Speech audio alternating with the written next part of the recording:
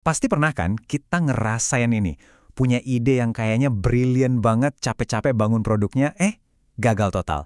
Rasanya tuh kayak main judi, untung-untungan aja. Tapi, gimana kalau saya bilang sukses itu bukan soal hoki, tapi soal sebuah proses, sebuah resep yang bisa kita ikuti. Nah, yuk kita bedah bareng-bareng. Nah, ini dia pertanyaan kuncinya. Pertanyaan yang bisa mengubah cara kita melihat segalanya. Intinya bukan lagi cuma berharap ide kita berhasil, tapi gimana caranya kita membangun sebuah sistem untuk memastikan ide itu berhasil. Dan ya, dalam beberapa menit ke depan, kita akan cari jawabannya bareng-bareng.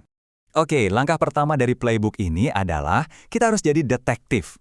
Kita nggak bisa cuma dengerin apa yang pengguna bilang mereka mau. Nggak cukup. Kita harus gali lebih dalam lagi untuk benar-benar paham apa sih motivasi di balik kelakuan mereka. Nah, disinilah masuk konsep super penting dari Clayton Christensen dan Bob Moesta, namanya Jobs to be done atau JTBD. Gampangnya gini, teorinya bilang orang itu nggak beli produk. Mereka itu merekrut atau mempekerjakan produk kita buat menyelesaikan sebuah pekerjaan dalam hidup mereka. Contoh klasiknya, dan ini keren banget, adalah studi soal milkshake. Jadi ceritanya, orang yang beli milkshake pagi-pagi buat ke kantor, ternyata pekerjaannya bukan buat minum yang enak. Bukan. Mereka merekrut milkshake itu untuk jadi sarapan yang praktis, bisa dipegang satu tangan, dan bikin kenyang selama nyetir. Jadi pesaing sebenarnya bukan milkshake merek lain, tapi pisang, donat, atau bahkan ya udah nggak sarapan aja. Fokusnya itu di kemajuan yang dicari si pengguna. Oke, pertanyaannya sekarang gimana caranya kita tahu pekerjaan pelanggan itu apa, ya kan? Ngerti teorinya sih satu hal, tapi mempraktekannya itu cerita lain. Tenang, untungnya ada tool yang praktis banget buat bantu kita memetakan dunia pengguna ini. Dan inilah alatnya, Journey Map atau peta perjalanan. Anggap aja ini kayak kita bikin denah visual dari pengalaman seseorang. Setiap langkah, apa yang dia pikirin, apa yang dia rasain, semuanya kita catat pas dia lagi berusaha menyelesaikan pekerjaannya itu. Nah, disinilah kita bisa nemuin momen-momen di mana mereka kesulitan. Dengan memetakan apa yang pengguna lakukan dan rasakan, kita bakal lihat polanya. Coba lihat tabel ini. Sebelum sebuah acara, pas lagi merencanakan, mungkin perasaannya fantastis, seneng banget. Nah, ini kita sebut gain point. Tapi pas selama acara, kalau ada masalah, muncul deh rasa takut atau cemas. Dan setelahnya, pas ngadepin proses yang ribet, muncul frustrasi. Nah, inilah yang namanya pain points. Momen-momen sulit inilah yang jadi tambang emas buat kita berinovasi. Nah, setelah kita nemuin pain points ini, tahan dulu. Jangan langsung loncat bikin solusi. Langkah penting berikutnya adalah mengubah semua temuan kita tadi jadi sebuah pernyataan masalah yang jelas, tajam, dan fokus. Di fase ini, kita beralih dari sekedar menganalisis ke mensintesis. Gini bedanya. Analisis itu kayak kita bongkar mesin, lihat semua komponennya satu-satu. Itu bagian apanya. Kalau sintesis, kita coba pahami kenapa komponen-komponen itu nyambung, dan gimana cara kita ngerakit ulang biar lebih bagus. Nah, ini bagian terus kenapanya. Kita cari makna di balik data-data yang kita kumpulkan. Tujuan akhirnya, kita pengen punya satu kalimat pernyataan masalah yang jelas banget. Anggap aja ini kayak bintang penunjuk arah atau kompas buat tim kita. Biar apa? Biar semua orang di tim fokus mecahin masalah yang sama. Masalah yang benar-benar penting buat pengguna, bukan yang lain. Oke, masalahnya udah jelas. Sekarang, masuk ke bagian yang paling seru. Cari ide. Tapi ya, jangan cuma duduk bengong nunggu ilham turun dari langit, kan? Kita butuh cara yang lebih terstruktur buat mancing kreativitas. Nah, untuk itu, kita bisa pakai teknik yang namanya Scamper. Ini tuh semacam checklist inovasi, akronim sederhana, yang bantu kita buat melihat masalah dari berbagai sudut pandang yang beda-beda. Cara kerjanya gampang banget.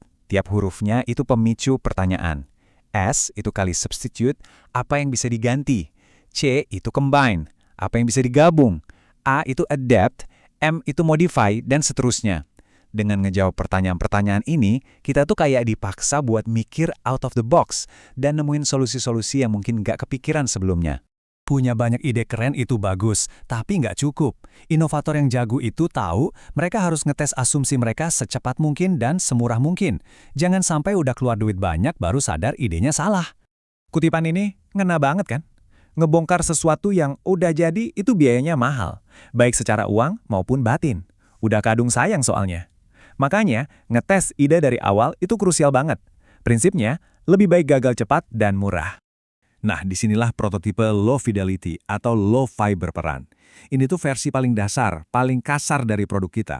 Tujuannya bukan buat pamer, tapi buat belajar. Justru karena tampilannya jelek, orang jadi nggak segan ngasih kritik yang jujur. Itu yang kita cari. Dan bikinnya tuh lebih gampang dari yang kamu kira loh. Pertama, tentuin dulu alur mana yang mau diuji. Terus, ya udah coret-coret aja di kertas. Dari coretan itu, pindahin jadi kotak-kotak simpel di layar. Kasih ke pengguna, lihat reaksinya. Dan yang paling penting, jangan baper. Kalau emang jelek, buang aja. Bikin lagi dari awal berdasarkan masukan mereka. Oke, ini dia langkah terakhir dan bisa dibilang ini yang paling penting. Kita udah nemuin masalah, bikin solusi, udah dites juga. Sekarang, kita harus tutup lingkarannya. Kita harus ukur, solusi kita itu beneran berhasil nggak sih? Ini adalah momen di mana kita pindah dari semoga berhasil ke ini buktinya. Kita harus berhenti pakai feeling atau firasat dan mulai pakai data buat ambil keputusan. Inilah intinya evidence-based management, yaitu ngerti dampak nyata dari kerjaan kita lewat angka.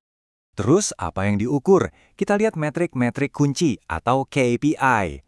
Contohnya, Net Promoter Score. Ini buat tahu seberapa banyak sih pengguna yang mau merekomendasikan kita. Atau tingkat retensi, buat ngecek mereka balik lagi nggak. Atau tingkat adopsi fitur, buat mastiin fitur baru kita itu dipakai apa nggak. Angka-angka inilah bukti nyata kita berhasil nyelesain pekerjaan pengguna. Jadi kalau kita rangkum semua ya, 1. Cari tahu kenapanya, pakai JTBD dan Journey Maps. 2. Definisikan masalahnya dengan tajam. 3. Cari solusi kreatif, pakai Scamper. 4. Tes idenya cepat-cepat pakai prototipe Lo-Fi. Dan 5. Ukur hasilnya pakai KPI buat lihat kesuksesan yang nyata. Ini adalah sebuah siklus, dari dapat wawasan sampai menciptakan dampak. Dan sampailah kita di akhir. Seluruh proses ini intinya memberdayakan kita, biar kita nggak lagi adu nasib sama keberuntungan. Jadi pertanyaannya sekarang bukan lagi, kira-kira ide ini bakal berhasil nggak ya? Tapi, momen kesulitan mana yang akan kita selesaikan selanjutnya?